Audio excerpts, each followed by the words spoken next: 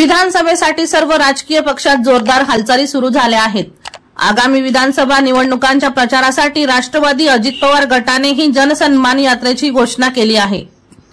आज नाशिकमध्ये ही यात्रा होत असून येवल्यात उपमुख्यमंत्री अजित पवार यांची जाहीर सभा झाली।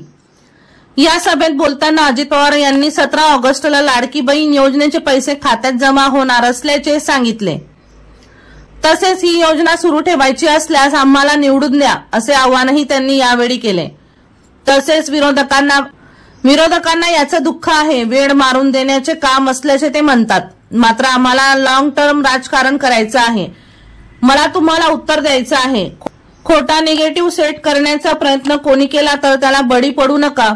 ही योजना बंद करण्याकरिता केलेली नाही, ती कायमस्वरूपी चालू राहणार आहे। ही योजना चालू राहायची म्हटल्यावर तुम्ही आम्हाला तिथे पाठवलं पाहिजे, त्यासाठी बटन दाबलं पाहिजे असे आवाहनही अजित पवार यांनी केले। वर्षा लोहार यांचा रिपोर्ट V1 लाईव्ह जळगाव।